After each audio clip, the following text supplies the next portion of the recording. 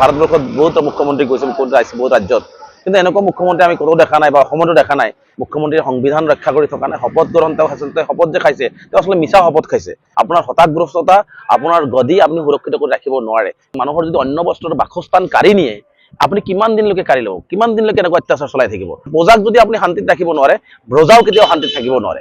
এটা কথা স্পষ্ট হৈ পৰিছে যে মুখ্যমন্ত্ৰী ডাঙৰীয়া এটা হতাশগ্ৰস্ত হৈছে। মুখ্যমন্ত্ৰী ডাঙৰীয়া 26ৰ গাদী তেওঁ আহি থকা নাই। তেওঁৰ টাৰ্গেট হৈছে সংখ্যালঘু সমাজক কেনেকৈ তেওঁ আচলতে অন্যায় অত্যাচাৰ কৰি সংখ্যাগুৰুৰ মাজত প্ৰিয়ভাজন হৈ পুনৰ তেওঁ ঠন ধৰি উঠাটো। গতিকে এনেকুৱা ধৰণৰ অমানৱীয় উচ্ছেদবিলাক বন্ধ কৰাৰ দাবী উত্থাপন কৰিছোঁ। চৰকাৰে এনেকুৱা ধৰণৰ আক্ৰমণমূলকভাৱে, বিশ্বৰ বুকুত কোনো মুখ্যমন্ত্ৰী বা কোনো ৰাজনৈতিক দল এনেকুৱা নাই। আছে ভাৰতবৰ্ষত বহুত মুখ্যমন্ত্ৰী গৈছে বহুত ৰাজ্যত, কিন্তু এনেকুৱা মুখ্যমন্ত্ৰী আমি ক'তো দেখা নাই বা অসমতো দেখা নাই যে আক্ৰমণমূলকভাৱে এটা জনগোষ্ঠীক টাৰ্গেট কৰি মুখ্যমন্ত্ৰীৰ চকীত থাকি এনেকুৱা ধৰণৰ অত্যাচাৰ চলায়। এইটো সম্পূৰ্ণভাৱে হিটলাৰী কায়দাৰে চলোৱা হৈছে।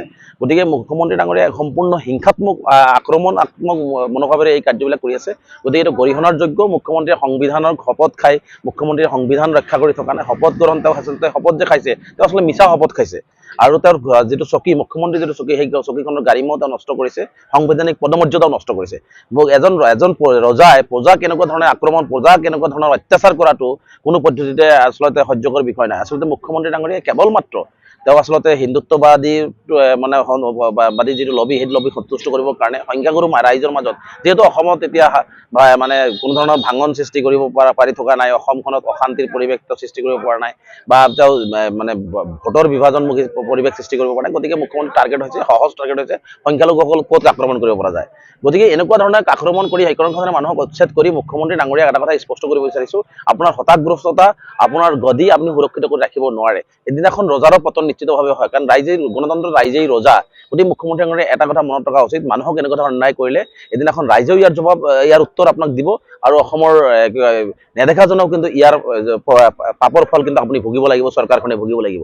গতিকে এনেকুৱা ধৰণৰ অন্যায় আৰু অত্যাচাৰ বন্ধ কৰক, মানুহৰ হৈ কাম কৰক, মানুহৰ সমস্যাবিলাক সমাধান কৰক, যিসকল মানুহ উচ্ছেদ কৰিছে সংস্থাপনৰ ব্যৱস্থা কৰক। যদি কোনোবাই চৰকাৰী মাটিত ভূমিত আছে, তেওঁলোকৰ লগত আলোচনা কৰি তেওঁলোকক চৰকাৰী মাটিৰ পৰা আঁতৰোৱাৰ আগতে তেওঁলোকক ভূমিহীন মানুহখিনিক ভূমি দিয়াৰ ব্যৱস্থা গ্ৰহণ কৰক। এয়া মুখ্যমন্ত্ৰীৰ কাম। কিন্তু মুখ্যমন্ত্ৰী ডাঙৰীয়াই মানুহৰ যদি অন্য বস্তুৰ বাসস্থান কাঢ়ি নিয়ে, আপুনি কিমান দিনলৈকে কাঢ়ি ল'ব? কিমান দিনলৈকে এনেকুৱা অত্যাচাৰ চলাই থাকিব?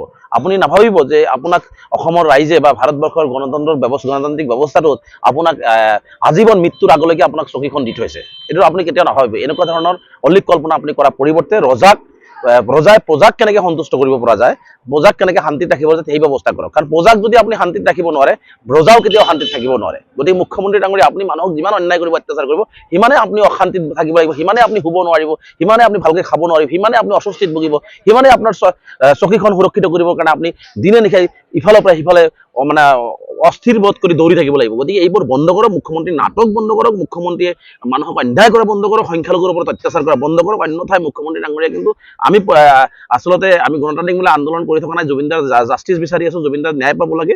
কিন্তু মুখ্যমন্ত্ৰী ডাঙৰীয়াই এনেকুৱা যদি অন্যায় কৰি থাকে, অসমত কিন্তু আৰু প্ৰবল গণতান্ত্ৰিক আন্দোলনৰ কাৰ্যসূচী গ্ৰহণ কৰা হ'ব।